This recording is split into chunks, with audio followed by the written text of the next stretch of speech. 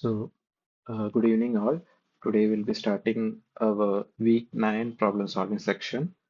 In the previous week, we were seeing like we were dealing with the basically the rainfall runoff relationship, right? So, we saw how rainfall, which falls on a catchment, and how it generates uh, generates a runoff in the outlet of the catchment. So by now, I hope some what is the terminologies, catchments, these all are very much familiar to you. So basically, in the previous lecture, we were seeing how rainfall that falls over a particular catchment that we are considering, and how and what is the response of that catchment that we are measuring the runoff that is generated at the outlet. So that is a rainfall runoff model. So we also saw how we can model such relationship, rainfall runoff relationship. There are different types of models. We saw the classification of these models. So we saw the hydrological models or the rainfall runoff models can be classified into uh, what we call a deterministic model and a problem stochastic model. So deterministic means that for a particular rainfall at a particular time, the one particular determinate output is generated. It is not changing for each instance. Like today, a rainfall occurred of a particular magnitude, then the runoff is generated. And if same rainfall occurs like 2 days after with the same rainfall intensity, the for the same catchment, then the output generated won't be changing. There was nothing like a randomness term there in the in that particular model. That is deterministic model. And we saw what is a stochastic model where there is a randomness parameters that is incorporated into the model.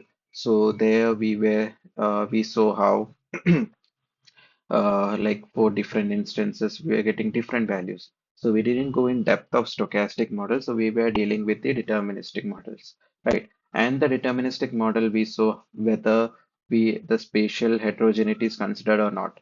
If the spatial heterogeneity is considered, we classified them as the lumped model, right? So So in lumped, it's not considered. If the spatial heterogeneity is not considered, then we consider them as lumped model. And the ones which consider the spatial heterogeneity or spatially variability, that we consider as a distributed model, right? And we were not much focusing on distributed models, and we were focusing on the lumped models, like, right? So that is the whatever happens, we are just for the entire catchment, we are making the rainfall runoff relationship, not at particular points within the catchment. So we have the rainfall that is falling over the entire area of the catchment, and we are measuring the runoff at the outlet. So the entire catchment is lumped into a single system, right? So we were dealing more with the lumped types of model. And then further, we saw the lump models can be steady and unsteady, right? So steady, from the name, it is clear that steady means the model parameters or the model output, so the rainfall runoff is remaining constant with time, and unsteady means the model outputs or the runoff generated is varying with time. So we were dealing with the unsteady case, right? Where that runoff generated was changing with time. So we saw initially the base flow recession, then it is rising and it reaches the peak, and then the recession starts, and finally again the base flow recession comes, right? So basically the runoff generated is varying with time. So we are dealing with the unsteady model. So what finally we were dealing with in the previous class was the type of model that we are dealing was the type of hydrological model, or we can call it as or the rainfall runoff model that we were dealing with is a deterministic, lumped,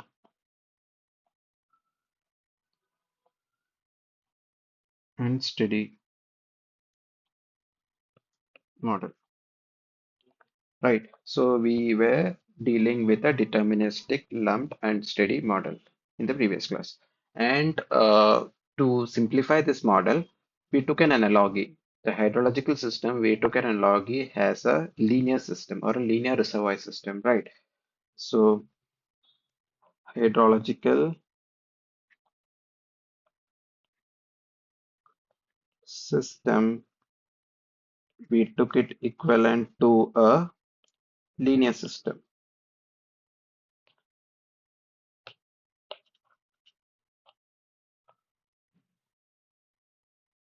We took it analogous to a linear system. And what are the properties that we can apply or the principles that are that can be applied under the assumptions of a linear system, we apply it to the hydrological system, right? So the main principles where the main two principles are the principle of superposition and the principle of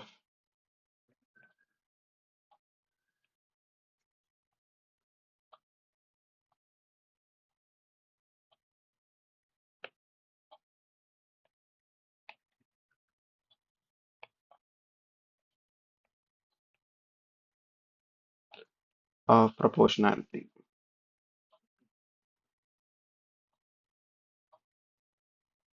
And in addition to this, we also saw the principle of time invariance.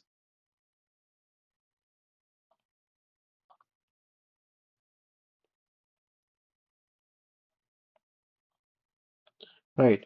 So principle of superposition was if we have a rainfall occurring over a catchment, it generated and output of runoff Q. Then then if P2 is another rainfall that is occurring in the system and it produce another output of Q2, then we can say Q1 plus Q2 is also an output of the system, right? So if P1 produces an output of Q1 and P2 produces an output of Q2 in a system S, then Q1 plus Q2 is also a solution of the system S, right? So that is one case. Similarly, the principle of proportionality is if P1 produces an output of Q1, then we can say NQ1 is also an solution of the system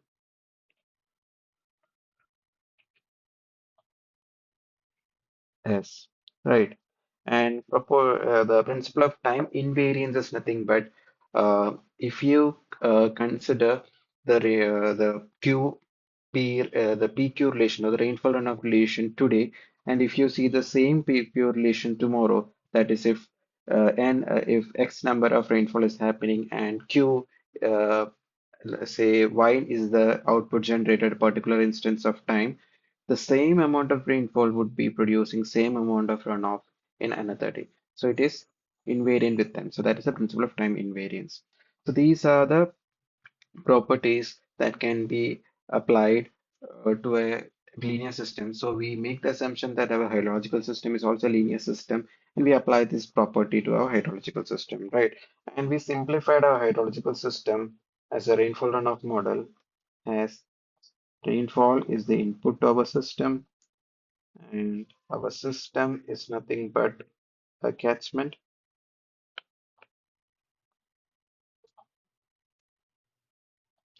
So our system is nothing but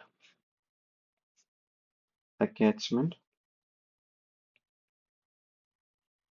and it generates a output that is called a runoff.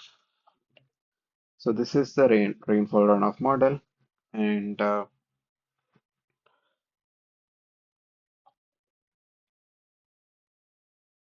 so further after after consider the hydrological system as a linear system, we saw that the different types of inputs can be given to a system and what are the different types of output, and we related that to the hydrological system, right? So we saw what is an impulse input that produces a impulse response.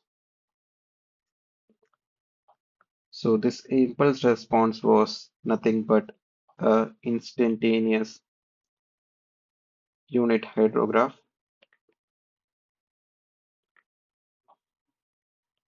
right? So the impulse response is nothing but 0 to 1 unit of rainfall at t equal to 0 or very at instantaneously. So this was something called an impulse input that produces an impulse response function, and in case of hydrology, we were taking it. It is similar to a unit hydrograph. So this also we so what is a instantaneous unit hydrograph? So this also we saw in the previous class, right? So what is instantaneous unit hydrograph? So we will be dealing this more in this particular section about this particular instantaneous unit hydrograph. And we also saw what pulse input is, and the pulse input would be generating a pulse response function as an output, and this is equivalent to a unit hydrograph,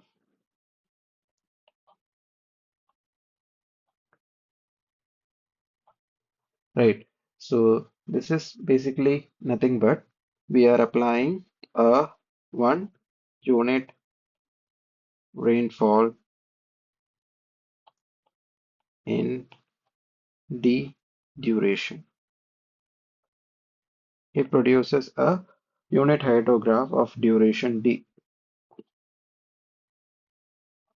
Okay, so we saw in detail what is a unit hydrograph, what are the different components, all the properties of a unit hydrograph, that everything we saw in the previous lecture. Right. Then further, we moved into that one more response function was there. That was the step input. That is, the input is 0 to 1 at t equal to 0 and is equal to 1 t greater than 0. So it remains indefinitely. It indefinitely it becomes stays as 1.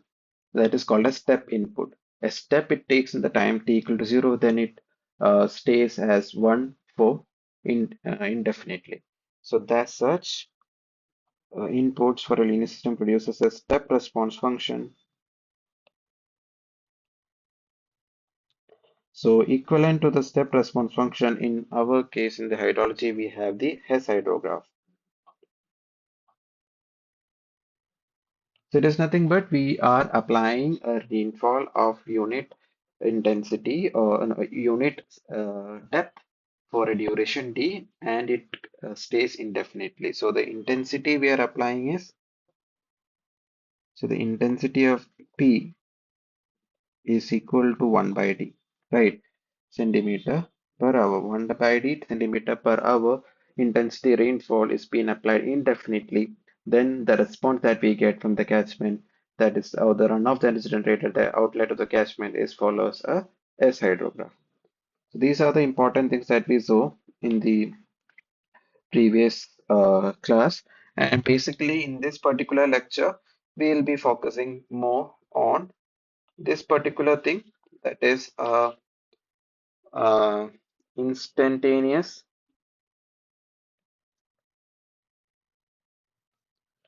unit hydrograph. And the second thing we'll be focusing on will be a called synthetic hydrographs.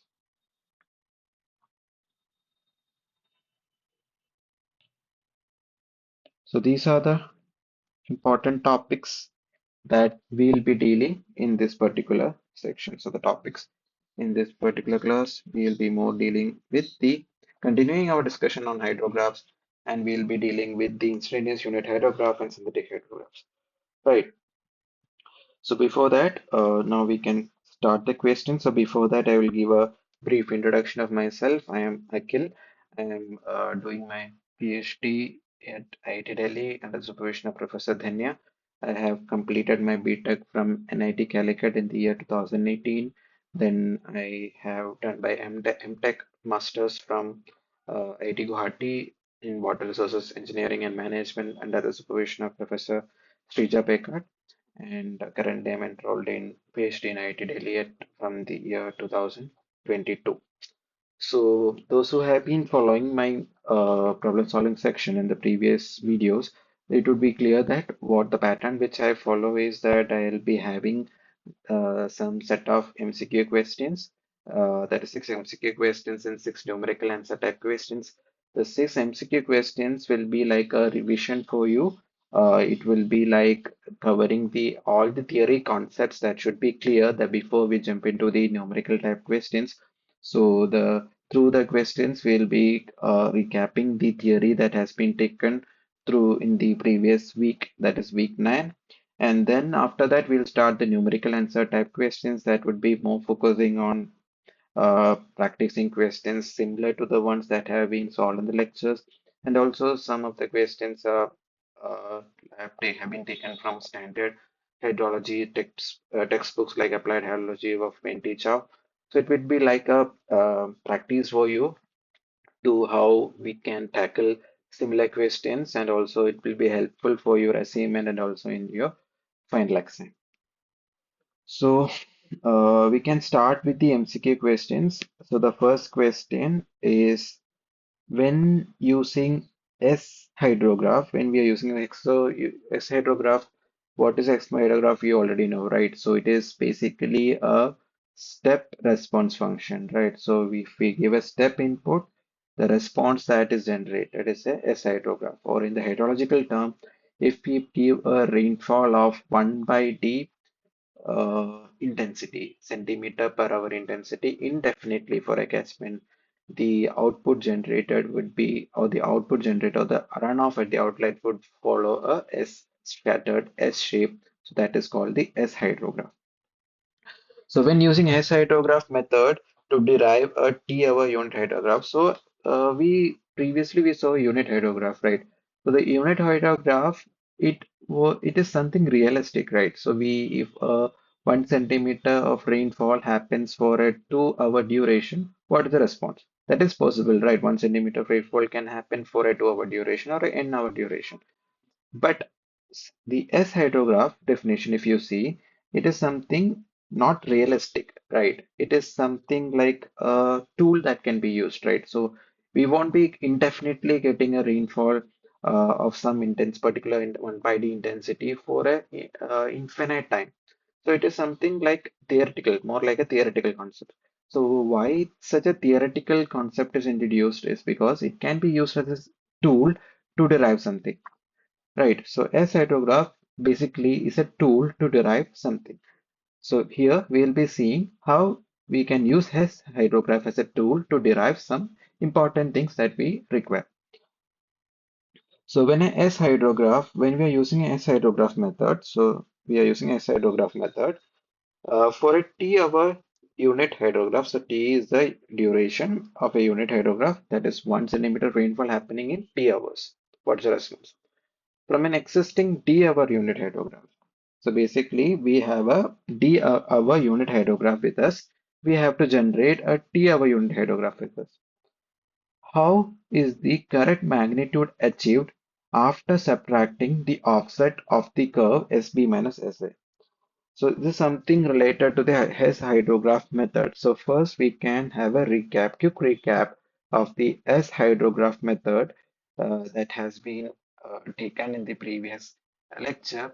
and then we can come back and basically we can come back and solve this particular question, right? So this we already saw.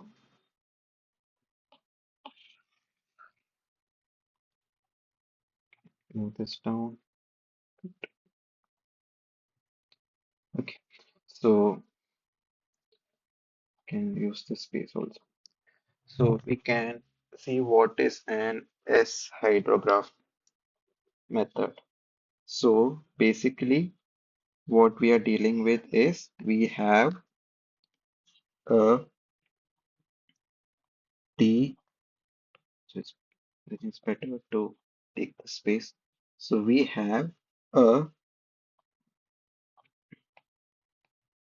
we have with us a D hour unit hydrograph, and we need to derive a T hour unit hydrograph, right? So this is our purpose, and we are going to use different techniques.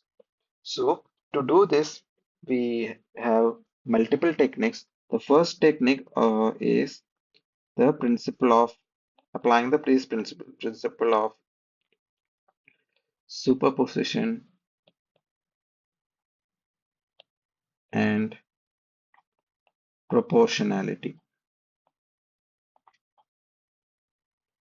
So this is the first technique, and this can be applied only when this can be applied only when t is a integer multiple of d. That is, t is equal to n times t, and n is a integer. So that is the first method, that is by applying the principle of superposition and proportionality. And here the condition is that this can only be applied only if t is equal to nt, where n is an integer, right? So basically what we do here is, so in this technique, we will be solving a problem in NAT, you basically using this particular concept. And also I think in the previous lecture, we had solved a similar question also. So we have our x and y axis. So this is time and this is our runoff Q, right? And first we have a D hour unit hydrograph, D hour rainfall. So this generates a storm. It it generates a, so this is 1 centimeter occurring of, this is equal to 1 centimeter, and the intensity we can call it as 1 by D. So it produces an output or runoff at the outlet. This is the D hour. So this blue one is the existing D hour unit hydrograph.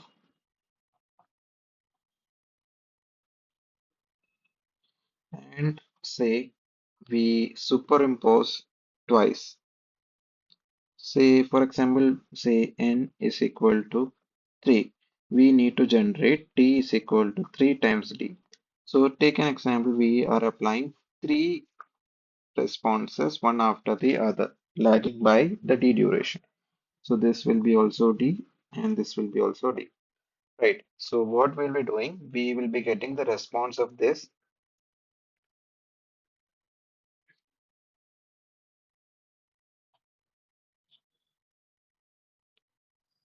something like this,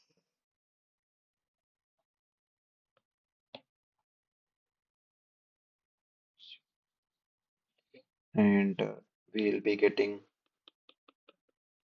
a response of next d here. Right. So if we apply the superposition principle that says the sum of all these responses or all these outputs and also a solution, right? So we'll be getting something of this sort.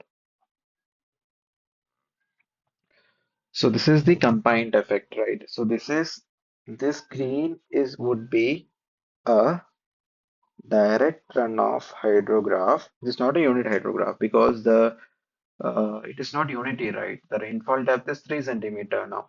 Three times we have applied 1 centimeter. So this is 1 centimeter, this is also 1 centimeter, 1 centimeter. Total it will be 3 centimeter of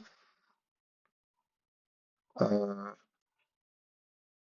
a 3 times D, 3D duration rainfall of 3 centimeter depth. So if we want, so from this, if we want the unit hydrograph for the 3D duration, then we can divide this by 3, right? So if we divide this by 3, we'll be getting a response like this. And this particular response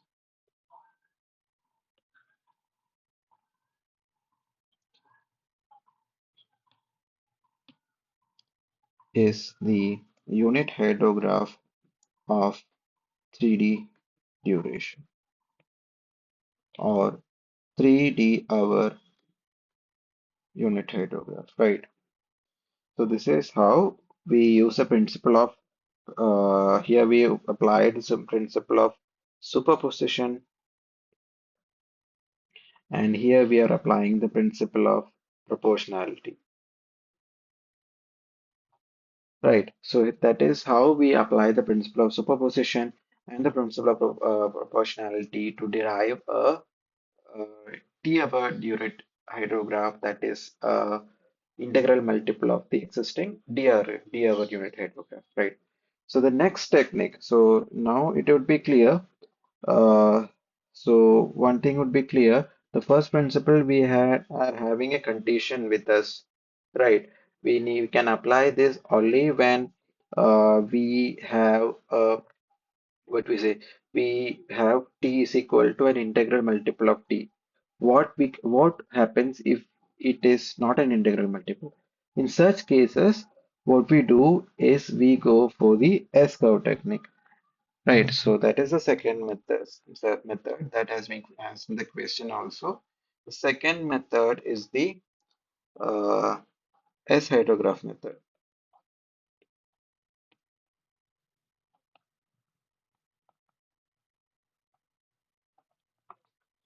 Okay,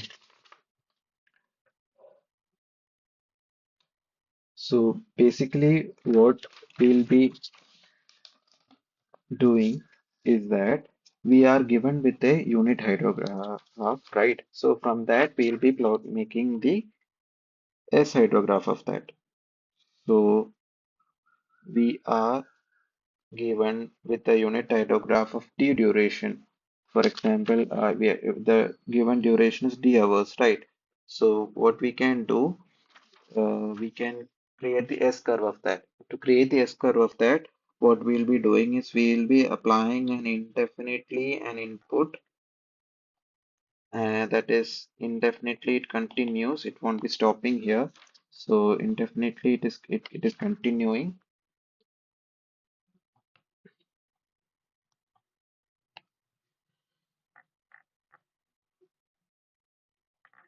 Indefinitely keeps on continuing, and that is generated having a density of 1 by d.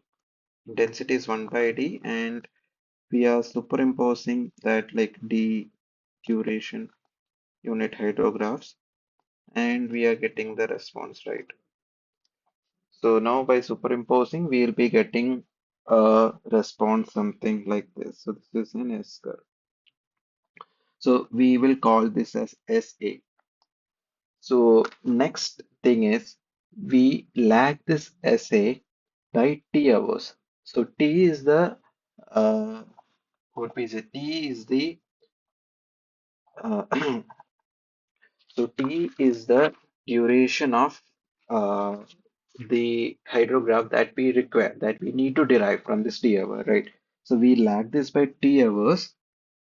same hydrograph will be lagging by d hours, right? So this particular lag here will be t hours, right? So with t hours, we'll be lagging this.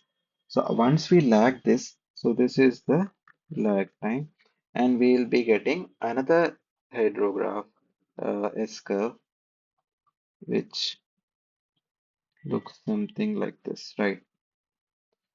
That we are calling it as SB, right? Then what we do, we take these differences, SB minus SA,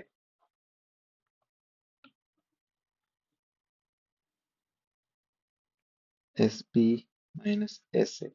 So if you look into this particular area, that is our rainfall response here, the SB minus SA, what we'll be getting is the influence of this portion, right? If you take the response, whatever is left here, this influence that we'll be getting, right? So this particular influence, or we can say this particular influence. So this particular influence which I have shaded here. So this particular green portion, whatever the influence is there, that we'll be getting if we take SC minus SP minus SA. So SP minus SA.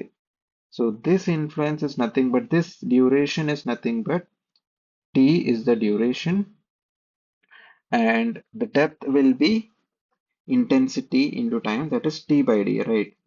So what SP minus SA represent here is a direct runoff hydrograph DRH of depth T by D. So how we are getting T by D is clear, right? So the duration of that particular portion is T hours, and the intensity we know it was having intensity 1 by D. So the depth will be T into 1 by D, that is T by D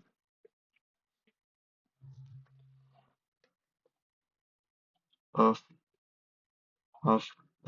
this is rainfall depth of 1 by D for a duration T hours. So once we have the SB minus SA with us or the offset with us, then if you divide it by T by D, that is the rainfall depth, right? We'll be getting the unit hydrograph for 1 hour duration, right? So the unit hydrograph for 1 hour duration, not 1 hour, unit hydrograph for the T hour duration is equal to SB minus SA, which was SB minus SA. So this is A. SB minus SA was nothing but the direct runoff hydrograph was having a depth T by D. So we will be dividing it by depth T by D by D. So this will be giving us a unit hydrograph of T duration, right? Or we can say this as this is nothing but a T hour unit hydrograph, which we derived using a D hour unit hydrograph, right? So now we can come back to the question. So we have two methods to solve this. One is if it is an integral multiple, we can go for the method of directly the method of superposition and the method of uh, proportionality. And if it is not integral multiple, we have the S curve method. That is first generate the S curve, then offset it with the required duration of the unit hydrograph which we need to derive, then take the offset and divide it by the depth of T by D. Right. So in the question it is mentioned, we are taking an offset of S minus B. So what is the depth with which we need to divide to get the correct magnitude that they are asking, right? Multiply the difference by the option A is multiply the difference by the catchment area. So that is wrong. So if you multiply it with area, so also already you will be in meter cube, right? So there's no, it is not logical to multiply it with area. Second option is by dividing the difference by a desired duration t. No. So the depth of rainfall or the depth of rainfall that then SP minus SA is the response or the response of uh, or a DRH of a rainfall of that T by D for T hours, right? So we have to divide it by T by D. By dividing the difference of the ratio by a new duration of the new duration to the original duration, that is T by D.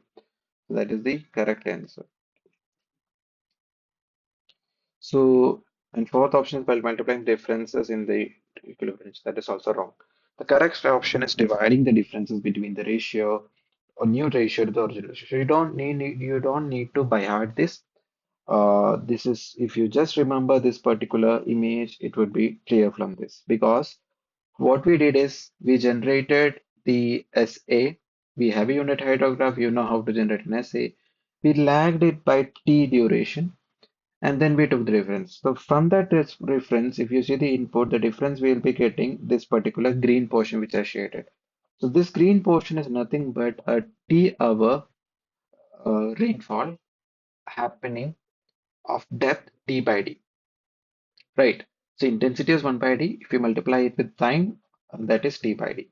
So the T by D centimeter rainfall, right? That response is given by SP minus SA. If you divide it by T by D, we will be getting the unit hydrograph. Right. So that is done.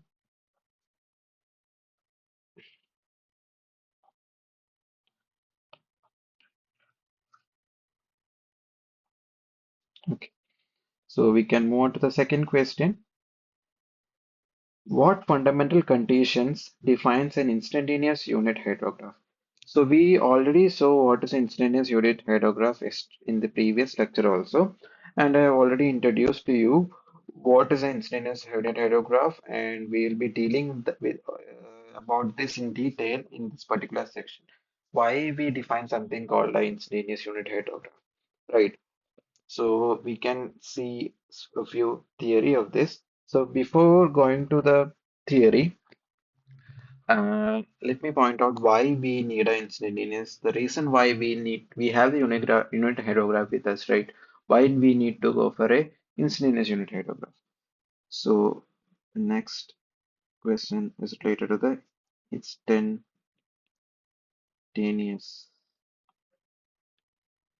unit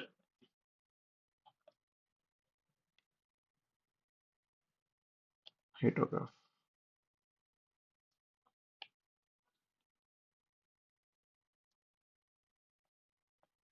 right?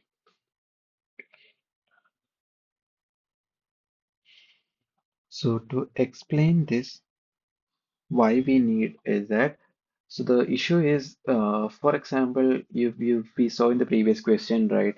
For each catchment we derive we have derived d hour unit hydrograph or t hour unit hydrograph, like different durations we have derived. So there is no systematic way that if we have a particular instantaneous a particular hydrograph we can derive it for any time, any duration of the rainfall. Say we have something, some tool with us that using that we can derive for any hour of rainfall. For example, if 1.5 hour rainfall occurs, 2.7 rainfall occurs, 10 centimeter rainfall occurs. So any values instantaneously we can come up with the response or the hydrographs that occurs at the outlet. So for such cases, for such situation, to handle such situations, to simplify such cases, we come up with the concept of the instantaneous unit hydrograph, right? So instantaneous unit hydrograph, so I have already explained to you, we will be giving a impulse input. So linear system, if you take, we'll be giving the input as an impulse input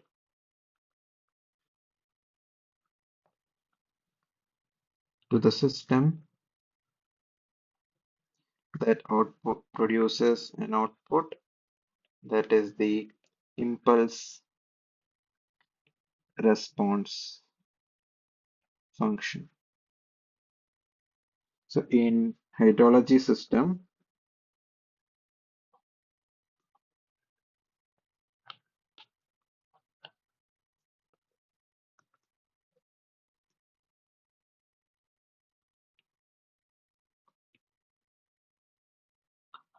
in hydrological system, we have the input as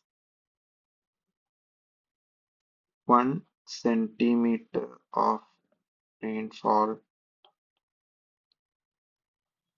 at t equal to 0 or instantly.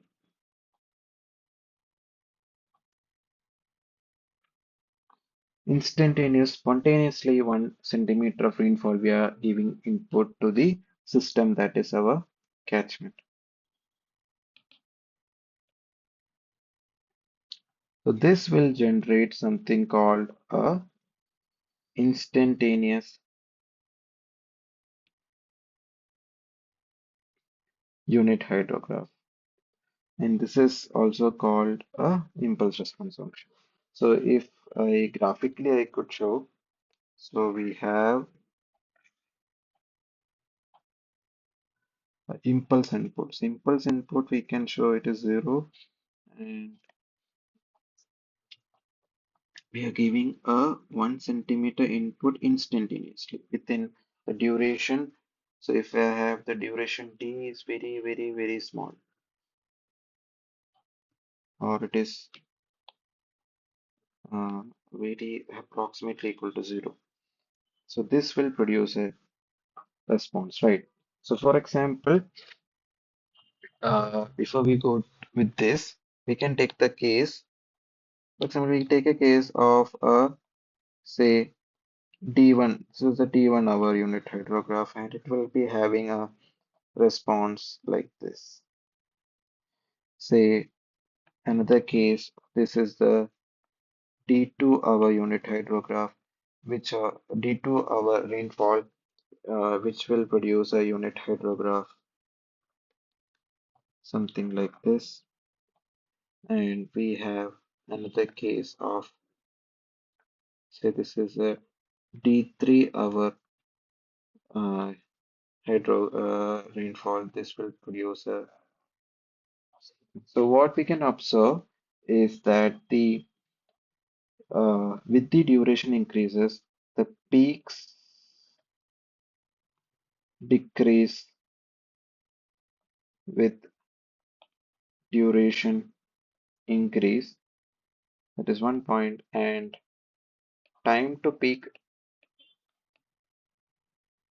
also increase with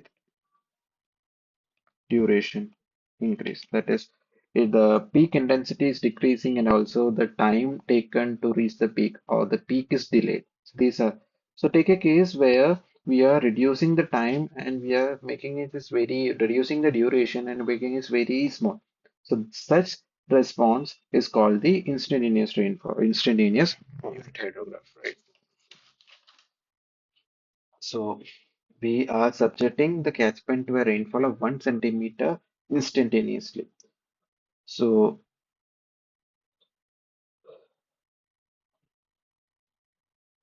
so practically we can say uh, it is the, so we can define our instantaneous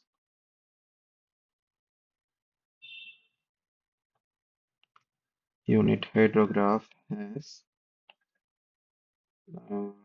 as a DRS, direct runoff hydrograph, resulting at the outlet of the catchment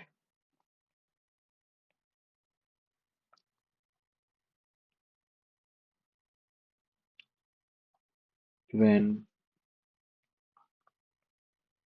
subjected to a uniform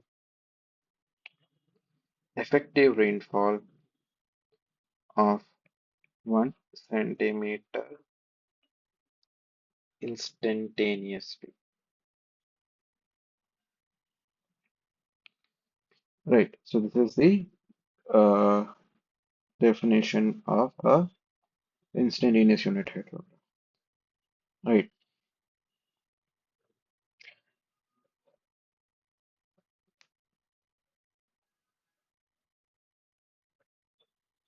So now we can come back to the question, what is the fundamental condition that defines an instantaneous unit hydrograph?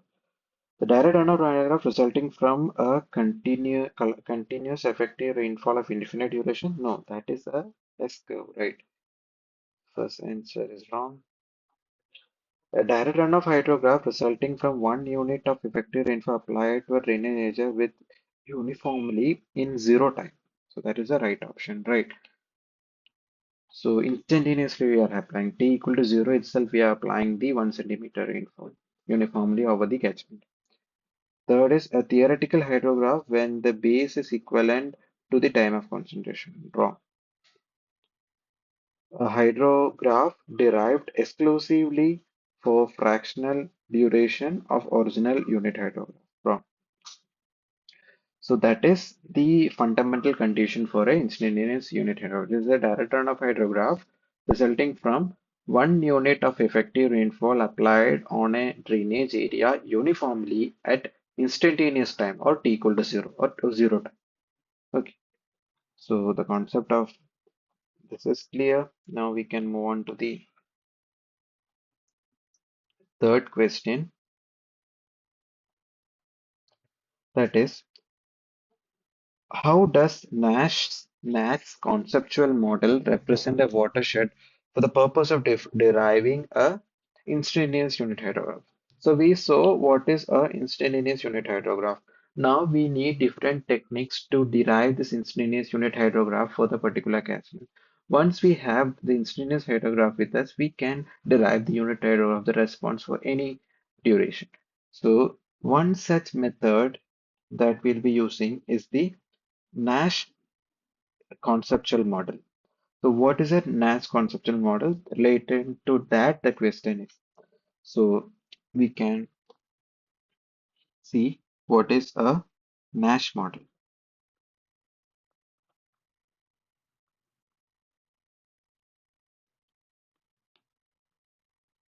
Okay.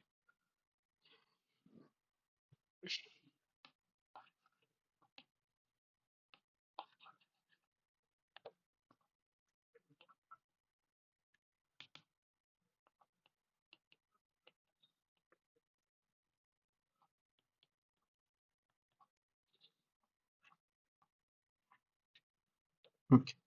So before going to the Nash model, we can go back to the linear reservoir system. So we saw in the previous class what is a linear reservoir system, right? So we saw how the storage function S is the storage that is derived as a function that is given as a function of a output Q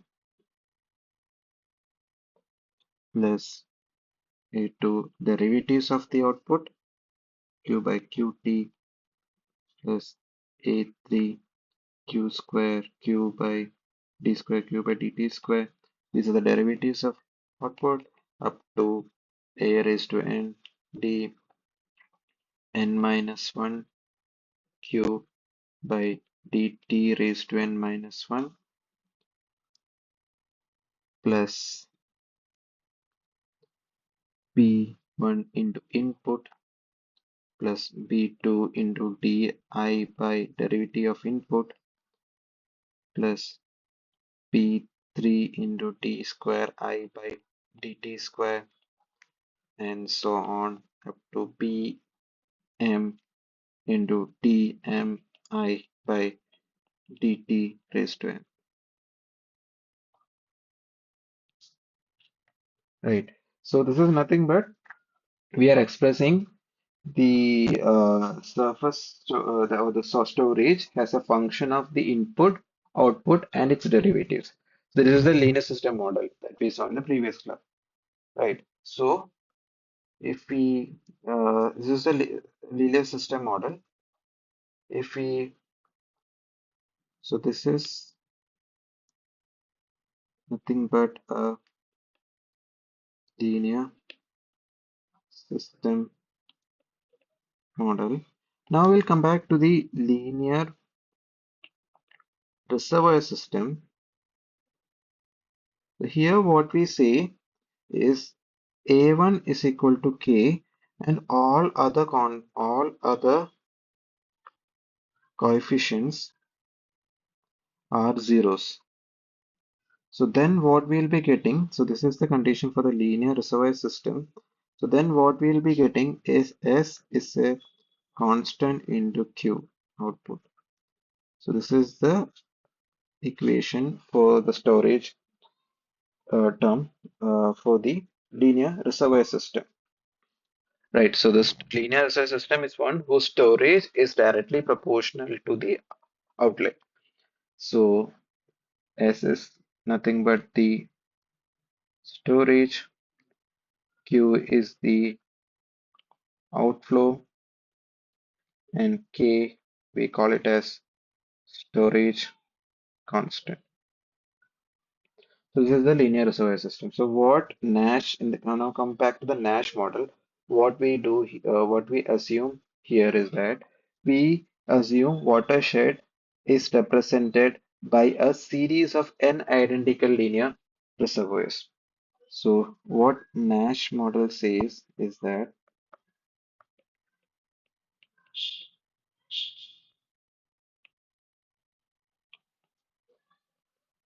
watershed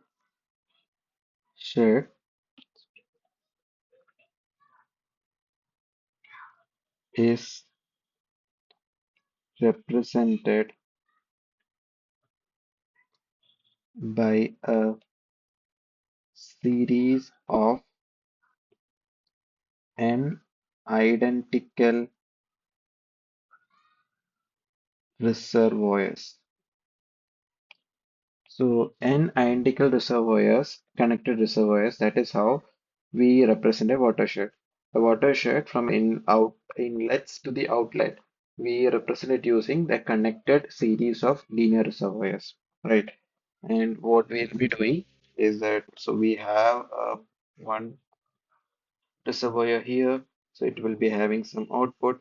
It is connected to another reservoir, linear reservoir here, that will be producing an output, and it will be connected to another reservoir here, which will produce an output, and it so on. It will goes up to the final reservoir, which produces an output. So that is we are calling it as Qn. So this is we'll be applying so there is some storage, right?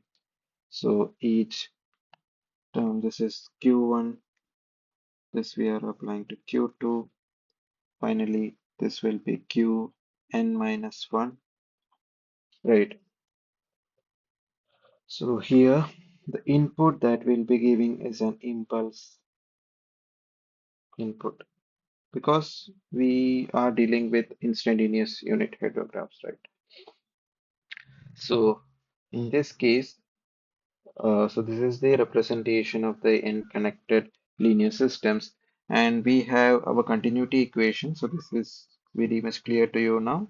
The inflow minus the outflow is equal to ds by dt. So this is the continuity equation, right? And now what we have with us, we have a relationship for S, right? So we have S is equal to KQ of T.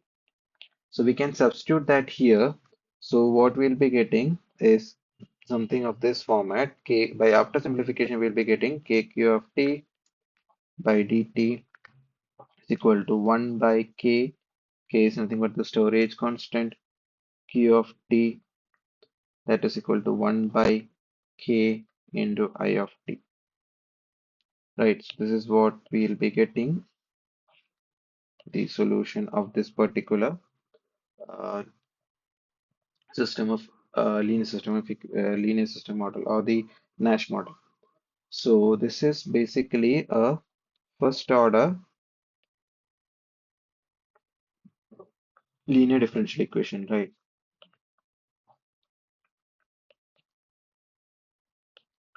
So this can be is has a solution. So if we solve this further, if we apply different techniques that we use to solve what we say a linear first order differential equation, finally we'll be getting up with an expression for Qn, that is the Q outflow from the nth reservoir. So the Qn after solving the integration has been shown by ma'am in the lectures, so I'm not repeating that. So finally the Qn we will be getting it as 1 by K, that is storage coefficient gamma n, is T in bracket T by K whole raised to n minus 1 A raised to minus T by K. So this is the expression to find the instantaneous unit hydrograph if using the Nash model. So Nash model to find the instantaneous unit hydrograph, right? So here gamma n, it is equal to n minus 1 factorial if n is integer, and if n is not an integer, we have to use gamma function. Gamma function if n not an integer. Okay. So this is the final expression that we are getting from the Nash model.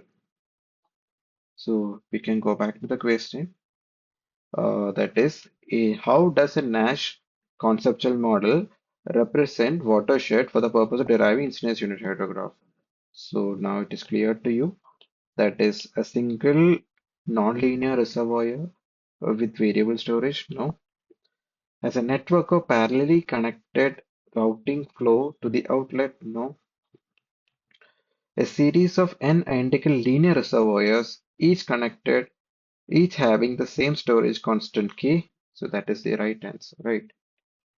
So it is this linear reservoir having same storage coefficient K, has a dimensional triangular hydrograph scaled by the basin parameters. No, this is something related to synthetics hydrograph that will be coming in the following section.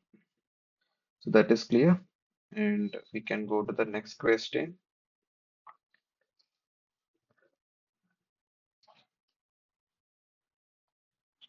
So this is can be also answered. That is, we have already discussed in the context of hydrological routing and Nash model. So in Nash model, what defines the characteristics of the linear reservoir? So linear reservoir system, what is the characteristic? So we saw in linear reservoir system, the storage is directly proportional to the outflow, right? Storage is equal to a constant into outflow. That constant is called the storage constant, right? So in its cross-sectional area changes linearly with depth. No, it is wrong. Its outflow discharge is constant regardless of the storage volume. So outflow discharge is constant regardless of the storage volume. Its storage is directly proportional to square root of input. Its storage, hmm, this is also wrong.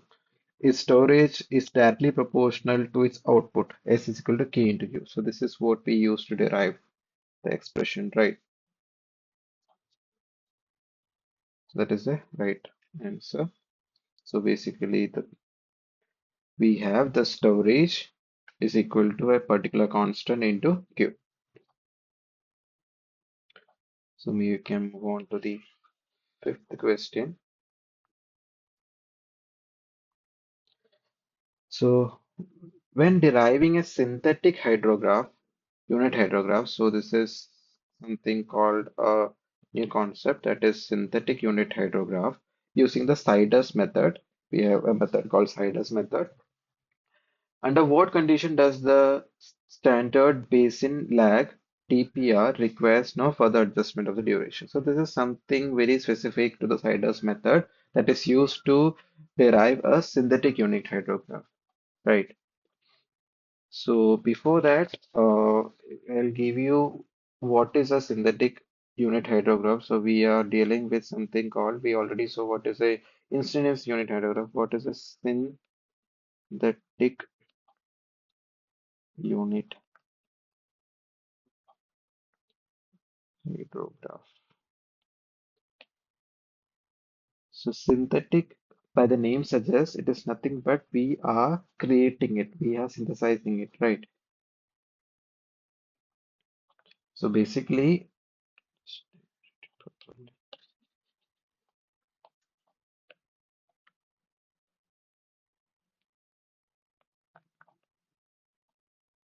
unit.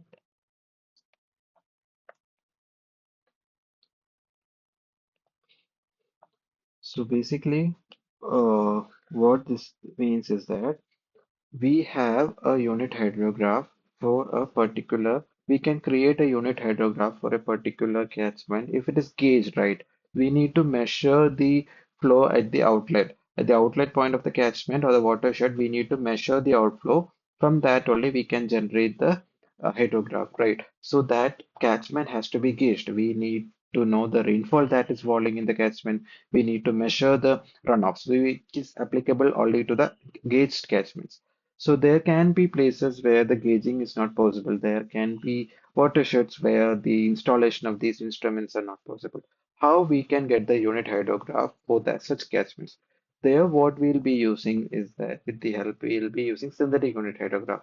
For example, if we have a particular catchment that is almost similar to a particular, it is heterogeneous, like geomorphologically and hydrologically, it is similar to another catchment. There we can apply this particular different techniques, different methods to synthesize different methods that can be applied to create a hydrograph for these ungauged catchments with the help of the data we are having for the gauged catchments. And also, if we have a particular uh, within a catchment, we have sub-catchments, right? If, for example, if a particular sub-catchment is not gauged, but the catchment is gauged and we have those data. So using that, we can derive the synthetic, using the synthetic hydrographs, we can derive for the sub-catchments because their properties, their geomorphology, they're mostly the same, right? There is a technique I won't be explaining due to the time limitation. Because we will be solving a similar question in which I'll be explaining the Siders method. We will be utilizing all the techniques. We'll be techniques for deriving the Siders method using the synthetic hydrography, the Siders method in the numericals. So here I will go quickly. I'll be explaining that in the coming slide. So this you just have to understand the purpose of synthetic hydrograph is to develop or synthesize unit hydrograph for those catchments which are not gauged or the ungauged catchments or the sub catchments. If we have the data for the different properties of data for the say the parent catchment, right? So within that method, Siders method, so one concept he uses something called he defines something called a standard unit hydrograph. So this we'll be seeing here. So something called a standard unit hydrograph. So this is nothing but you don't have to buy hard anything. You just have to see this particular figure. What is how we can define a standard unit hydrograph? So we know what is a standard unit hydrograph. Say uh, we have a rainfall and it has a duration TR. TR is the duration of rainfall. It produces a outflow or it produces a runoff like this. So the time to peak or the time lag, so time to peak or the time lag, that is not the time to peak, it is the uh,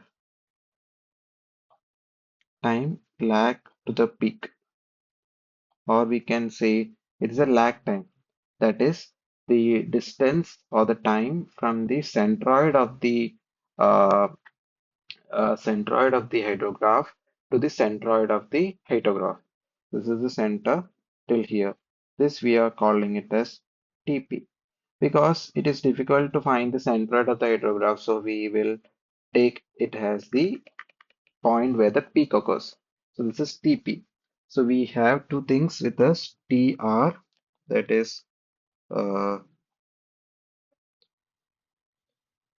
uh, we have this is a duration of rainfall, and we have TP, that is the lag time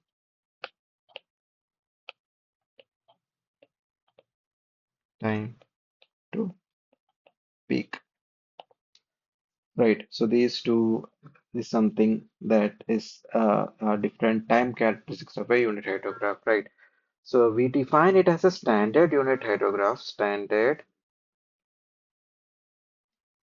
unit hydrograph under this particular condition, that is our TP, that is lag time to peak, is around 5.5 times TR, 5.5 times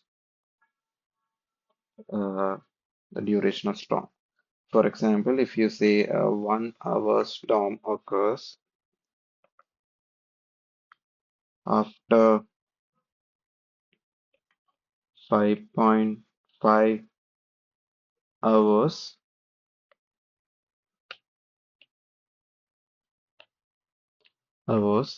the peak discharge will be at the outlet. So that is a standard unit hydrograph. That is the time lag to peak should be 5.5 times 3R. So that is something a standard unit hydrograph. So and for the standard unit hydrograph, if we have standard unit hydrograph, we can apply the Siders method, the Siders equations that have been derived for the standard unit hydrograph alone. It is not applicable to any other hydrograph. This method, like the Siders method, remember it can be applied only for a standard unit hydrograph, and this is the condition that defines a standard unit hydrograph. Okay, so this question is related to the standard. So basin lags TPR is nothing but the basin lag. Okay, so this is something related to the standard unit hydrograph. Option A is when calculated basin lag is 5.5 times the standard duration. So that is the correct answer. Right. Second option is when regional coefficient CT is equal to the P coefficient CP. So these coefficient and all, you don't worry, we will be seeing it in details in the numerical questions while we are dealing with the numerical questions. Then when the base time is less than 72 hours, no, the catchment area is less than 500 kilometers square. No. So the correct answer is we call it the Siders formula or Siders model or Siders technique or Siders method is applied to standard unit hydrographs, and standard unit hydrographs are those where the basin lag is exactly 5.5 times the duration of the rainfall. Okay, so we can move on to the final question of our MCQ type.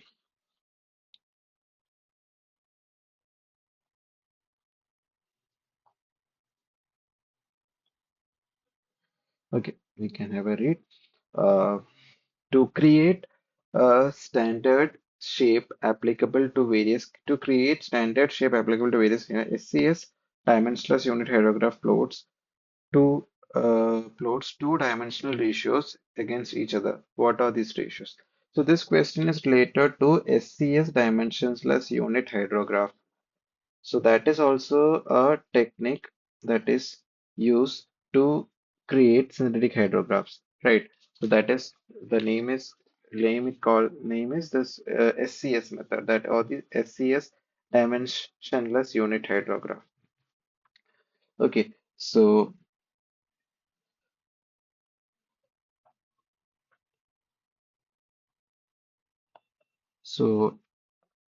SCS dimensionless unit hydrograph. So we can see the theory of the.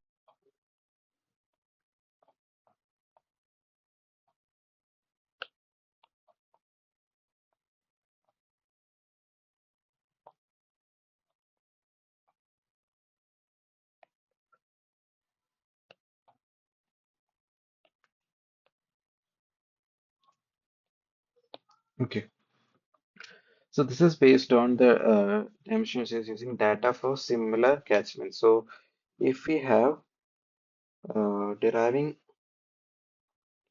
so we derive unit hydrograph using the data for similar catchments. Okay.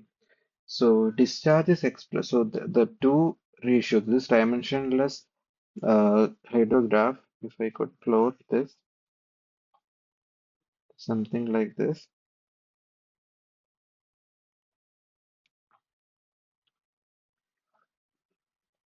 So this is a standard one, which is given by developed by SAS. So we have Q by QP in the x-axis and T by TP in the y-axis. What is Q and QP? So QP is nothing but so is a ratio of is the peak discharge. So QP is nothing but the peak discharge, and TP is the time to peak, the time to peak or time of rise. This is the two terms. So we SCS provides this particular curve that is a dimensionless hydrograph that is Q by QP by T by TP. So if a, but for a particular catchment, if we could get the QP and TP value, then we can directly draw with the help using this particular technique. We can directly develop the hydrograph for uh, this particular uh, for the similar catchment, right? So we just need two terms, that is QP and TP, right? So the what we need to will be need to find is QP and TP. These are the unknown to us. So this QP and TP, they are estimated using simplified model of a triangular unit hydrograph. So these are derived using simplified model of triangular unit hydrograph. Okay, so what happens here is that we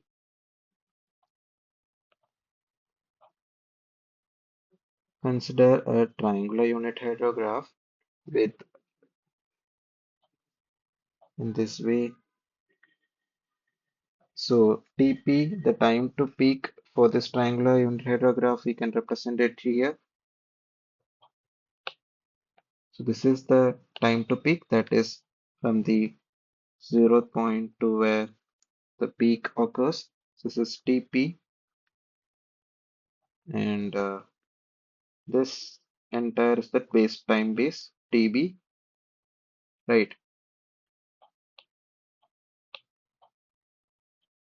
this is TB, and we have the effective rainfall with this of a duration of TR, and the half of this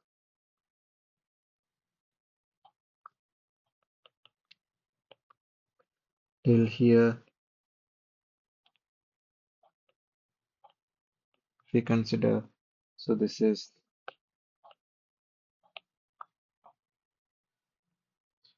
so this will be TR by 2, and this will be TP. This will be small TP, right? That is the lag time, or the that is the basin lag that we are representing it by small TP. Capital TP is the time to peak. So, so this is what we are having, and we have the SCS, dimensionless unit hydrograph also. So that is something like this, right? So these are the dimensionless ratios: 1.8, 0.6, on 0, and here also we have 1, 2, 3, so on, 4, so on, right? So this is T by TP, and this is Q by QP. So what we do, we apply the similarity, that is this half, that is the portion to the left of the peak, and this triangle, we apply the similarity, like we calculate the area and we equate them, right? This is how we derive. We apply, so like the area here, the area encircled here should be similar to this, right? So if you do in like that, we'll be getting equation for QP. So QP will be coming out to be around 2.08 A by TP. So the detailed derivation is shown in the lecture. So the concept is we will be relating these two areas, right? So then we will be getting a expression of QP that is equal to 2.08 A by TP, where A is the catchment area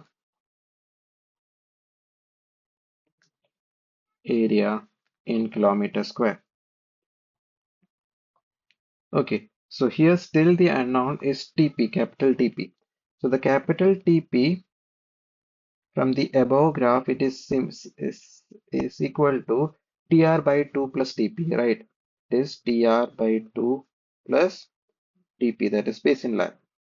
So so here we already know what is TR, but this is unknown. TP is unknown to us, right?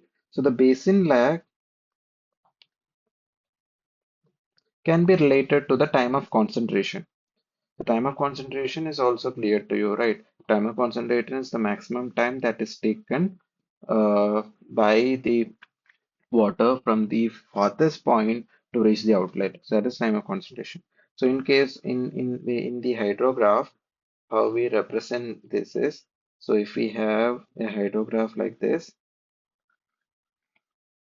and we have a rainfall like this. So from the centroid of the rainfall to the centroid of the hydrograph, or we can consider it as that is the basin lag or TP, and from the ending of the rainfall to the point where all storages are filled, that is the point of inflection, that we call it as time of concentration. So these two times are related by different relations. So the basin lag, that is Tp, is related to time of concentration as 0.6 times Tc. So we'll be making use of this particular uh, formula also, and finally we'll be getting Tp as TR by 2 plus 0.6 TC. So if we have this particular equation, we can directly, so in this equation, we will be getting QP from TP from this, and we have to substitute that in here with A, we already know that is a catchment area, then we can get QP. If we have QP and TP with us, we have a dimensionless hydrograph defined by SCS with us. We just have to multiply, put the value of QP and TP, and we'll be getting different, we'll be getting the different discharge for different time values. That is how we derive using a SCS dimensionless curve method. So we can come to the question, back to the question now. To create a standard shape applicable to various watersheds, SCS dimension unit plots dimensionless ratios of each other. What are these ratios? So we already saw what are these ratios are. That is cumulative runoff. So this first one is wrong. It is not cumulative. Discharge to peak discharge on y-axis and time of rise in the x-axis. So that is the right answer. Effective rainfall to total rainfall. That is wrong. Direct runoff to base flow. That is also wrong. So basically, SCS gives a dimensionless hydrograph of Q by QP in y-axis and T by TP, that is discharge by peak discharge in y-axis and time by time of rise or time to peak in the x-axis. So only thing we need to find, we have come up with expressions with the by uh, applying the similar by considering a simplified triangular hydrograph and applying the similarity between these and the dimensionless hydrograph, and then we come up with the equation for QP, that is 0.208 A by TP, where A is the catchment area in kilometer square, and we have TP, that is the time to peak or the time of rise, that we are from the triangle we are can see it is equal to TR by 2, that is duration of rainfall by 2, plus TP, that is basin lag, and basin lag is to calculate that we'll be using of the using the time of concentration for each for the basins. We'll be having the time of concentration, zero point 0.6 time of concentration, we'll be getting TP.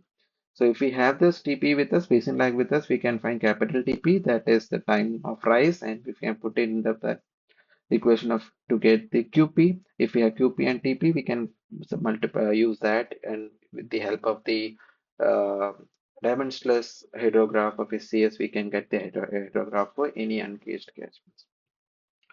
So that all are the important concepts. The only one concept that we have left to discuss is the Sider's method of deriving a unit hydrograph, that we'll be discussing along with the numerical type question. So we can start with the numerical type question, NAT questions. So the NAT questions are very simple if you know these concepts very clearly. If we are clear with the concepts that we just explained now, there is nothing to by heart and all. We can, if you remember the concept, that is more than enough. Okay. So we can start with the seventh question. That is, you are given with a 2-hour unit hydrograph. So we have 2-hour unit hydrograph with us. The ordinates of 2-hour recorded at a 1-hour interval is given. So ordinates are also given. Using the method of superposition, derive the complete ordinates of 4-hour unit hydrograph. Based on your derived 4-hour ordinates, what is the peak discharge resulting from the 4-hour unit hydrograph? So it's a straightforward question. We have already solved similar question in the previous week lecture problem solving section also. So we have a 2-hour unit hydrograph. We have to derive a 4-hour unit hydrograph. And also here we can say it is an integral multiple, right? 2, we multiply it by 2. 2 into 2 is 4. So it is an integral multiple. So we can go for principal superposition and principle of proportionality, right? So basically, what we'll be doing here is we already discussed the theory of this in detail, so we can solve it. So first of all, what first thing you have to do is to make the table. First we will write time. Time is 0, 1, 2, 3. There are like t equal to 0, 1, 2, 0, 1, 2, 3, 4, 5, 6. So these are the time units. So if we are lying, we can add one more if you want. And we have the 2 hour unit hydrograph with this. The ordinates are 0, 30, 60, 45, 15, 0, 0. So this is the 2 hour unit hydrograph ordinates. Okay. And so next, what we'll be doing? So, we what the concept that I already explained. So I don't think I don't have to read through this. I can show it here only. We have discussed this. What we will be lagging it, right? We will be lagging it by T hour, like another T hour duration rainfall happening after this. So that is, we have then the response will be after that lag, this same response will be happening, right? By lag.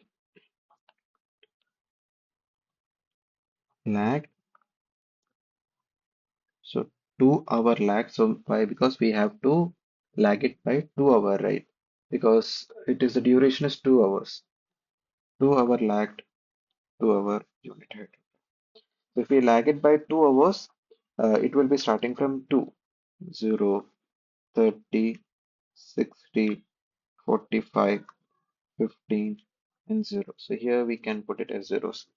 So these are lag. Now we can apply for the principle of superposition, right? So combined. So this will be the combined DRH, diagram of hydrograph, for 2 centimeter effective rainfall, right? So that will be 0. If we add this 30, 60 plus 0, 60, 45 plus 30, that is 75. This will be 16 plus 40, this is also 75. This will be 45, 15, and 0. So that is the combined DRH of 2 centimeter rainfall for a duration of 4 hours, right? So next we have 4 hour unit hydrograph we'll be getting by dividing. So if we are lagged it by 2, then we have a response of 2 centimeter. At DRH, we are having a depth of effective number 2 centimeter. To make it unit hydrograph, we have divided it by 2 centimeter, right?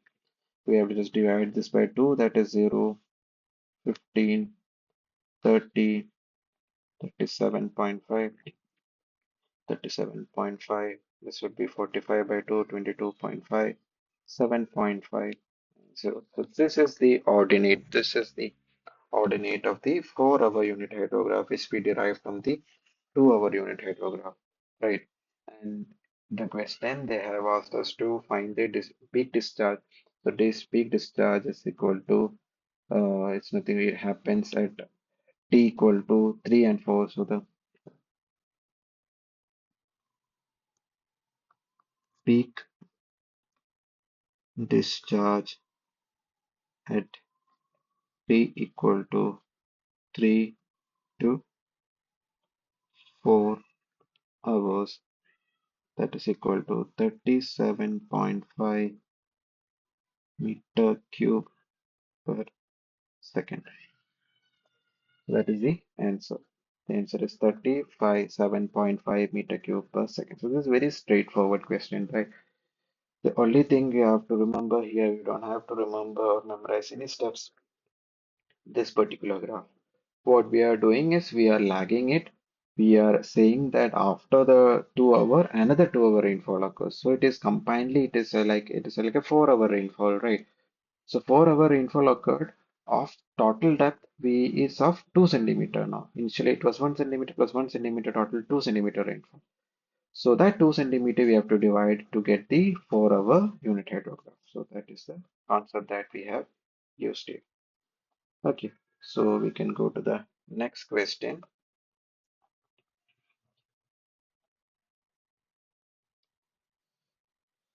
So, derivation of a 3 hour unit hydrograph using S-curve method using exact same 2-hour unit hydrograph provided in the question 7. So we have the 2-hour unit hydrograph. We in the previous question, so we have to generate a 3-hour unit hydrograph. The only difference is that now it is not an integer multiple, right? We have the two d is equal to 2 and t is equal to 3. So we need to go for the S-curve technique. So S-curve technique also we have explained in detail. So we have to create the S-curve for the 2-hour, then we lag the S-curve by 3-hour, and then take the difference. That difference at SB minus SA, though that offset is nothing but a direct runoff hydrograph for a T-hour duration with the depth of rainfall T by D. Then we have to divide by T by D. Then we'll be getting the unit hydrograph. That is the required T-hour unit hydrograph, 3-hour unit hydrograph. Right. So we have to derive the 3-hour unit hydrograph. Based on the derived ordinate, we have to find the peak discharge resulting from a 3-hour unit hydrograph. Peak discharge also you have to find. Okay, so this is also a straightforward question. So we have to use the data of the 2-hour unit hydrograph in the previous question. Right. So we can start. So we have T in hours, that is 0, 1, 2, 3, 4, 5, 6, 7, and we have the 2-hour unit hydrograph from the question, that is 0, 30, 60, 45, 15, 0, 0, 0.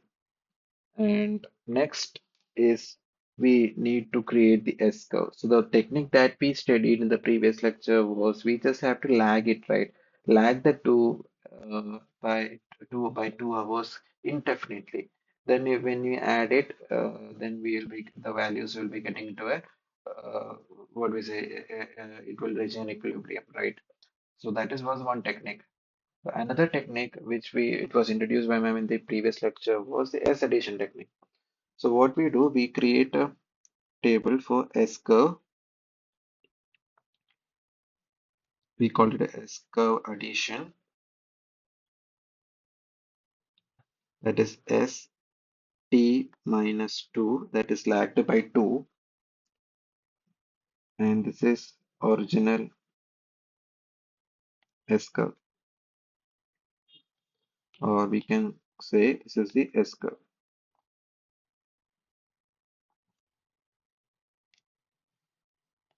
So, so this relation we already saw in the previous lecture, right? That is the unit hydrograph UT plus S curve T minus 2 or T minus tau is equal to ST. So this relation we already got it from the previous question. So that is nothing but if we multiply the unit hydrograph coordinate at t is a particular time t with s lagged by a particular time tau, we'll be getting st, right? So st is something that we require. So for this, what we will be lagging is we'll be lagging it with the duration. So the duration of the unit hydrograph here is equal to 2 hours. So we have to lag this by 2 hours, right? So this anyway, the initial starting point will be 0. So we can write this also as 0, right? And we put these values, S curve values, lagged, whatever we are getting here, we'll be putting it in the lagged position. So if we want to lag it by 2 hours, 0, 1, 2, these values has to come here, right, after 2 hours. So this will have to come here. These values has to come here if we are lagging it by 2 hours because our duration given is 2 hours. So this will be 0, right? So here also, whatever the before that we'll put it as 0, 0 plus 30, it will be 30. So this 30 will be coming here, right? So this sum will be 60. This 30 will be coming here. 45 plus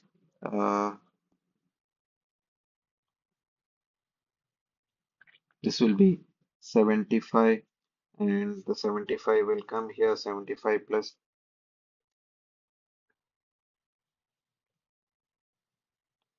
75 and sorry, 75, not 75. So you have to be careful with this. This is 60. Sorry, this is 60. So this 60 will be coming here, right? Next 60 will be coming here. So 60 plus 15, that is again 75. Now this 75 will be coming, and next 75 also will be there. So this will be 75. This will be also 75. This will be 75, and here also it will be 25. So we can see we can directly get the S curve from this, right? So this is this particular 75, this is this particular 75, and this is this particular 75. Further, if we go, the 75 will be running. So this is another shortcut technique. You don't have to lag it multiple times and until it reaches equilibrium and all. We can directly find using this S curve addition technique. Okay. So this particular relationship, you need to be clear if you have to find. So we got the S curve, SA we can call it. We got the S curve for 2-hour unit duration. So this SA, next what we need to do, we will be lagging it, right? So in we just have to remember this particular thing which I have explained. We will be lagging it by T hours and taking the difference so that we can get a direct run of hydrograph of T by D depth for T hours and then finally divided by T by D. The concept is very clear. So we can lag the S curve by 3 hours. So 3-hour lagged S curve, that is SB, we are calling it as. So that will be, we'll be lagging it by 3 hours. So it will come after 3, a third, t equal to 3, it will be 0, right? 0, 30, 60, 75, 75. Plus we can put it as 0. So this will be SA minus SB, 0, 30, 60, 75, 70 minus, it will be 45, this would be 15, 0, 0. So we got SB minus SB. So this difference we have got. So one more time I'm repeating. Uh, so SA minus SB is a direct runoff hydrograph resulting at the outlet of the catchment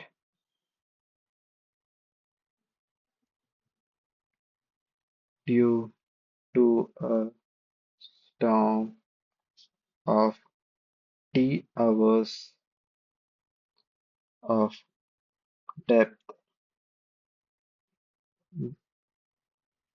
d by d. 1 by d is the intensity multiplied by t, that is t by s, or intensity 1 by d, right? So we just have to divide. So if we want the uh, for 3-hour unit hydrograph, that is SA is equal to SA minus SB divided by t by d. So t by d is nothing but t by d is 3 by 2 is equal to 1.5 to 1.5, right? So we have to divide each of the term by 1.5. So 0, 30 by 1.5 is 20, 40 by 1.5 is 40, 50, 45 is 30, 10, 0, 0.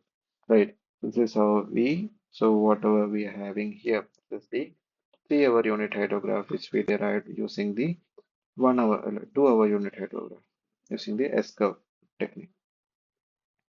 So it is clear. So if it is not integral multiple, we can go with the S curve technique, right? So we can move on to the next question.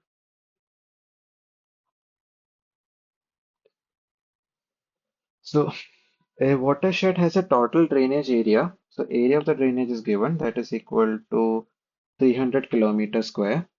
An instantaneous unit hydrograph is modeled using Nash conceptual model The Nash model theory concept we already saw.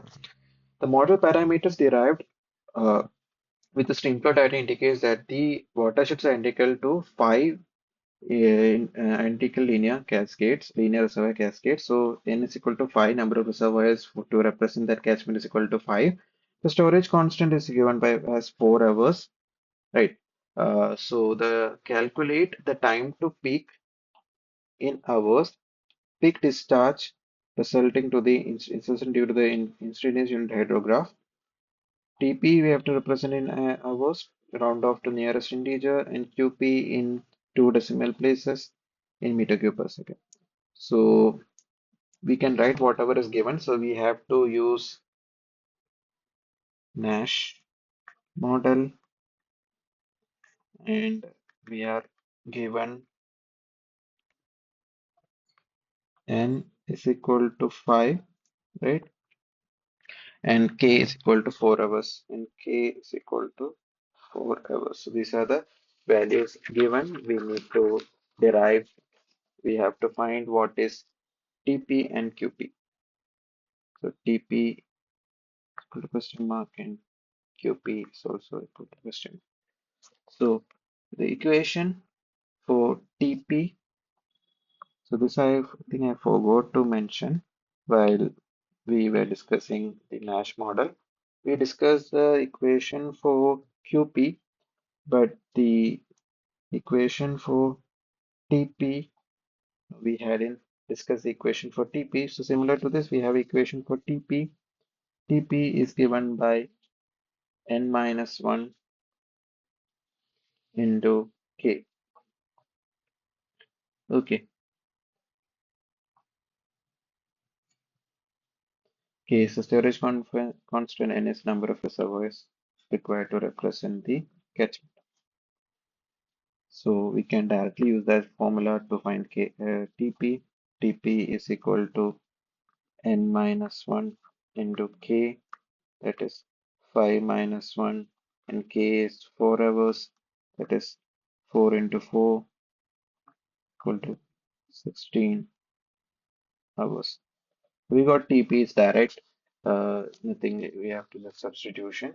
QP is also uh, next we need to find Q peak, that is the peak discharge, right?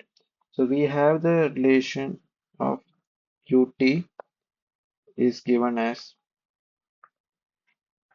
1 by K into n factorial by T by K whole raised to n minus 1 e raised to minus T by K.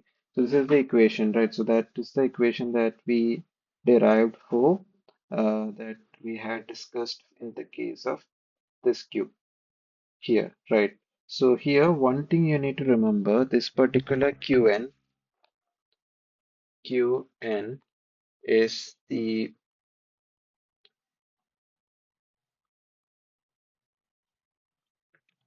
discharge per area. That is discharge per unit area. That is not meter cube. So that is basically meter cube per second kilometer square. So this is the unit of Qn here. So this is something that you need to remember. This is not meter cube per second, that is meter cube per second per kilometer square. Okay. So Qn, whatever we get to get, we'll be getting Qn from here. So if we apply this particular formula, we'll be getting Qn from here. Then this Qn, we have to multiply it with the area to get the actual. We have to convert it into meter per second, right? So we can substitute the values. 1 by k is equal to 4.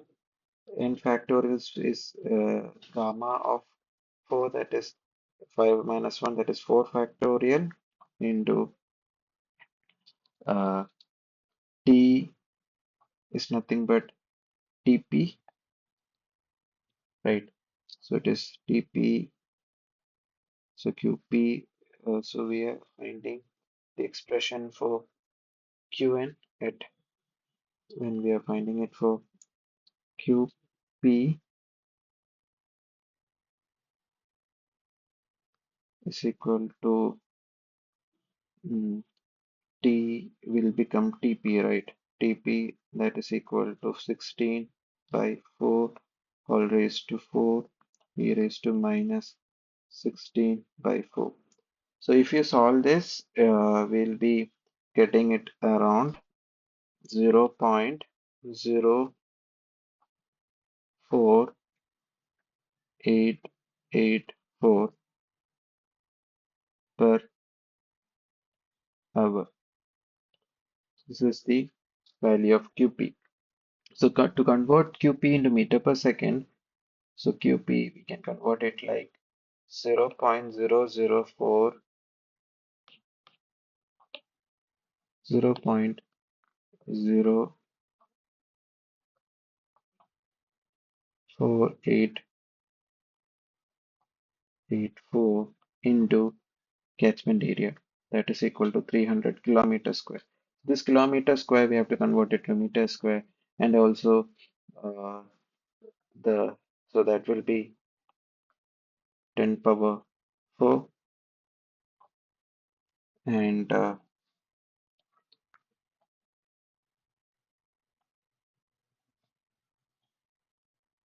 so the conversion factor, that is like the this is connected to 1 centimeter unit hydrograph, like 1 centimeter, right? So 1 centimeter, you have to convert it into centimeter to meter. So centimeter to meter, we will be multiplying 10 power 4 and divide it in by 3600 to convert seconds into that is the hours into seconds. That is conversion factor. This is the conversion factor.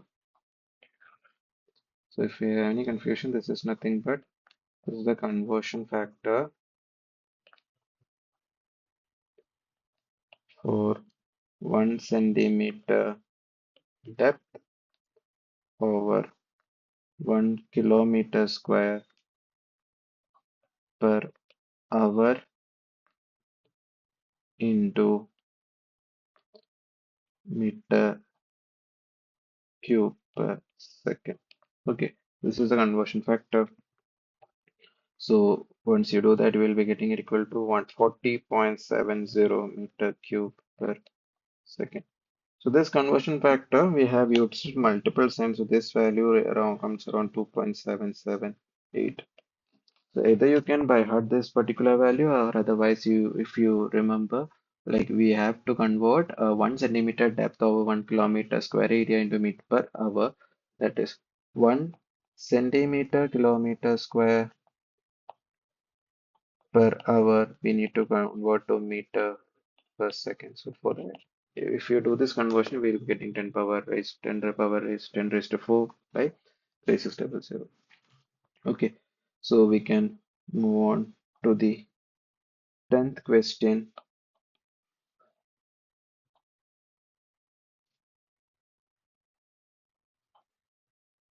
That is from the basin uh, from the basin map of a given watershed, the quantities are measured. So L is equal to this is something related to the Siders method. We have L, that is 150 kilometer square, LC 75 kilometer square, and the drainage area is 3,500 kilometer square. And the unit hydrograph derived for the watershed is referred to the following values were determined. TR, we have TPR, we have peak discharge, we have 157 meter cube per second centimeter. Determine the coefficient CT and CP for the synthetic unit hydrograph for the watershed.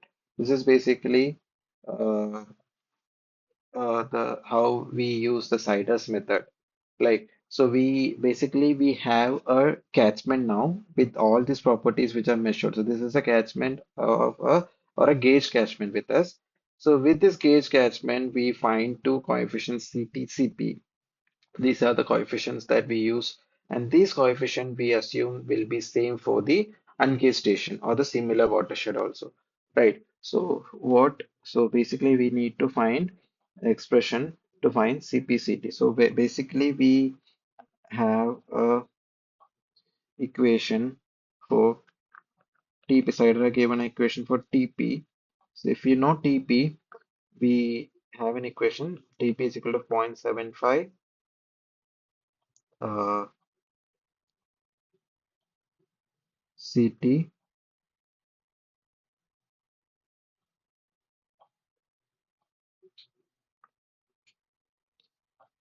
CT into LLC whole raised to 0.3. So L and LC, these all are the top properties of the catchment. So L is the uh, L is the length from the farthest point to the outlet, and LC is the length from the center of the catchment, which is close from the point. It is a LC is the length of the L is the length of the what we say the major stream. The major stream that is flowing the catchment, the length of that is called L, and LC is the point on the stream that is very much closest to the centroid of the catchment to the outlet. These are 2 points. So these are properties can be measured if we have the topographical map of the catchment. So this we can measure for any gauge or ungauge. We just have to have the topographical map. So if we have TP, then we can find CT from this. These we have already measured. And if we and there is another equation for QRP, that is peak discharge, QPR, that is equal to 2.75 CP by TPR. So these are the two equations. If we have if we could find these two, we can substitute and find CP and CT. Okay. So first, the very step is check whether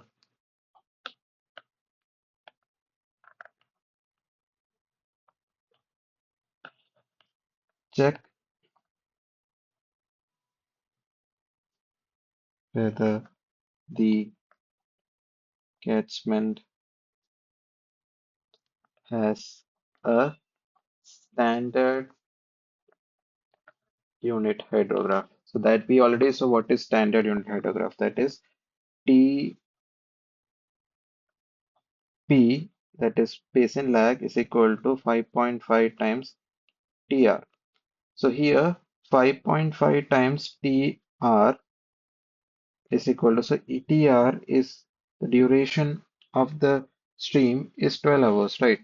So 5.5 into 12, that will be coming around 66 hours. That is, and that is not equal to TP. TP, the question it is given as 34 hours. So this is wrong. So if this is wrong, we need to apply a correction factor. So the very first step is to see whether it is a, standard catchment or not. Then we have to apply the correction factor. The correction factor, the equation is the modified TP will be equal to TPR plus TR minus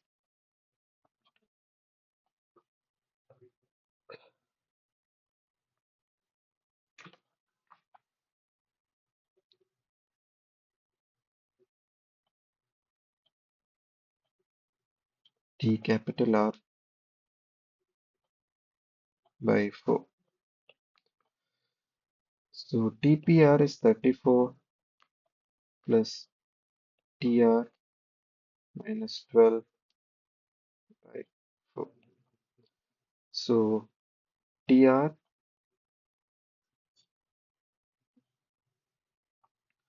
so here,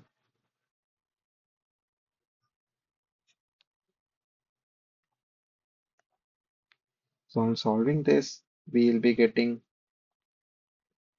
and now we can substitute TR as 5.5 TP, right? So we can substitute that here. Also, after solving these two, so this is 1 and this is 2. On solving 1 and 2, we will be getting TP as 32.5 hours and TR as 5.9 hours. So now onwards we'll be using these particular values. Okay. So now we have the equation of TP. So I have already shown you. TP is 0.75 CT LLC whole raised to zero point 0.3. So L and LC is given in the question for 150 and 75 kilometer. So from that we can find CT. CT is nothing but 32.5 is TP hours divided by 0.75 into L is 150 into 75 whole raised to zero point 0.3. From this we will be getting CT of the catchment, that is equal to 2.65. Okay, so then we can go to the equation for QPR. So first we need to find QPR.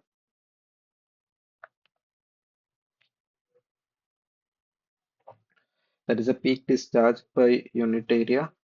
So the peak discharge is given it as, in the question it is given it as 157.5 meter cube per second centimeter.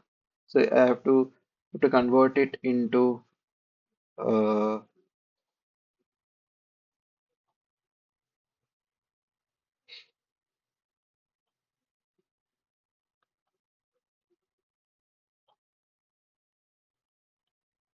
so catchment area is equal to the 3,500 kilometer square.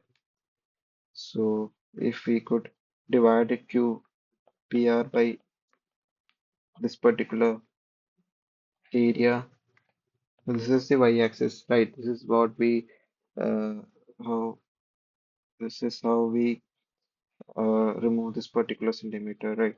So this will be around 0.045 meter cube per second per kilometer square centimeter. This is the required unit we need to substitute in that particular equation of QPR, that is equal to C2CP divided by, so C2 is nothing but that constant, that is 2.75 by TPR. So this is 0.045 equal to 2.75 CP, and TPR we estimated it as 32.5, right? No, TP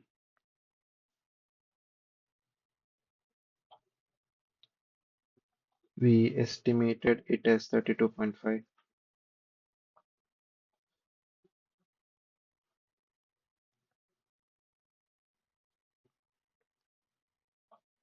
No, TPR, it is given the question as 34. TPR is given as 34, right, for the catchment. And so from this we will be getting CP, that is equal to 0.56. So we got CP and we also got CT. So CP and CT is equal to 2.65. So this is the answers. So now we have the CP and CT value of the of that for that particular catchment. Now we can find using this. Now we can find the how we can find the unit hydrograph for the ungauge catchment. So we derived the CP/CT value for the gauge catchment. Now we have to find it for the ungauge catchment. So compute 6 hour simply unit hydrograph of a watershed of drainage area is this much. L and LC are given. Watershed sub drainage is to the watershed in the question 10. So it is similar to question 10 watershed. So we got the CPCT. Now we can see how we can derive the synthetic unit hydrograph. So the given RL is equal to 100 kilometer. LC is 50 kilometer area is equal to 2500 kilometer square. CT, we got it in the previous is 2.64. CP also we got in the previous question, that is 0.56, and TR is equal to 6 hours, right? Because it is the question, it is asked for 6 hours, right? Drainage area is given. So these are the given. So first what we need to do, we have to uh, find TP. So TP, we can use the same formula for this particular basin. TP will be C 0.6575 into CT into LLC whole raised to 0.3, that is 0.75. CT, we got it as 2.64. L 100 into 50 whole raised to 0.3, that will be coming around 20.5 hours. So if we when we get TP, next is to check whether it is standard or not. So TR will be equal to TP if it is standard divided by 5.5. That is 25.5 divided by 5.5.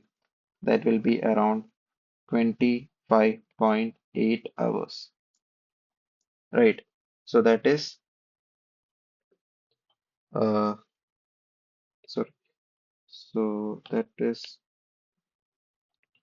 around 4.64 hours. So, but in the question, TR is 6 hours, right? So, it is not a standard, not equal to 6 hours. It is not a standard unit hydrograph.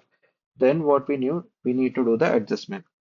So, TPR, the adjusted one, will be equal to TP minus TR minus T capital R by 12. This is the formula, right? So, TPR is equal to 25.5 minus TR is 4.64, and what we need is actually 6 by 4. Then we will be getting it as 25.8 hours. So this is the TPR. So now on our we will be using this particular TPR. Now we need to find QP. So QP, we have the equation 2.75 CP by TP. TP, that is equal to 2.75 into CP is around we got in the previous question 0.56 divided by TP is 25.5, that we'll be getting it as 0.0604 meter cube per second centimeter kilometer square. So this is the unit of QP. So once we get uh, QP, so this is the QP. So the adjusted QP, that is QPR, adjusted one will be 2.75 into 0.56 divided by, instead of 25.5, we'll be writing, okay. So adjusted QP will be equal to, so we have QPR is equal to QP into TP by TPR, right? So QP, we got it as, in the previous we find it as 0.0604 into TP, we have 25.5, and the adjusted one we got it as 25.8. So if we multiply, if we find this, it will be coming around 0.0597 meter cube per second centimeter kilometer square. Okay. So once we get this, next what we need to do is we have to find our actual peak, that is QP, that is QPR adjusted into area, that is equal to 0.0597 into 2500, that is equal to 149.2 meter cube per second. Right. So we got QP of our hydrograph, and we have our TPR also with us. Next, we can find the widths of the hydrograph. So hydrograph width, that is width W75 is given by 1.22 QP QPR whole raised to minus 1.08. So that will be coming around 25.6 hours. And so that's the width at the 75th, that is the width that of the 75th, from the peak 75 below, 75% of the peak. And time base TB is equal to 5.56 by QPR. This also we can calculate. That will be 5.56 divided by 0.0567. That is 93 hours. Okay, so these are the different parameters with which we can draw the hydrograph. So hydrograph will be something like this. Starting from 0, we have the peak.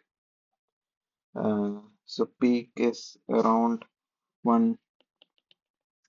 So this value is 149.2 meter cube per second. Then we draw a perpendicular and we find the 75% of this, that will be coming around here, and the width we will be getting as 26 hours. So this will be, we'll draw such a way that this is uh, so one two-third occurs after the peak, so this is 2 by 3 into 25.6, and this will be 1 by 3 into 25.6, and we'll be joining this with a smooth curve to get the required ordinates of the synthetic unit hydrograph. Okay, so this is how. So also we have the time base with us. So time base is also fixed. So we got the time base as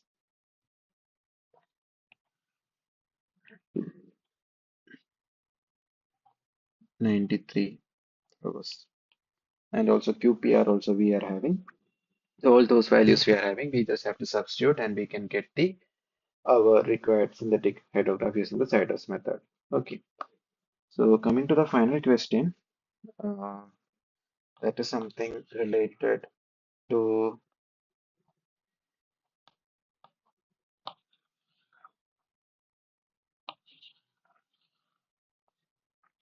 so that is something related to SCS hydrograph. So they have given us the basin area, that is 3 kilometer square, and time of concentration. We have to consider a 10-minute SCS unit hydrograph. Okay, so this is a straightforward question. So catchment area is given. Area is equal to 3 kilometer square. Time of concentration is equal to 1.25 hours. And so the duration of rainfall TR is equal to 10 minutes. That is equal 10 minutes 10 by 60 hours. That is equal to 0.166 hours. These are the given quantities we can directly find. So the TP, that is time to peak or time to rise, is equal to 0.6 into TC. So we already saw this is the expression. So we the if you can refer the what we say the previous theory section. So that is 0.6 into TC, time of concentration is 1.25. So that will be around 0.75 hours. We got TP and we need time to rise, capital TP. So this is nothing but the basin lag, right? So we got the basin lag. We know time to peak is equal, now next time to peak is equal to TR by 2 plus TP, right? So TR by 2 will be 0.166 by 2, that's duration of rainfall by 2 plus 0.75.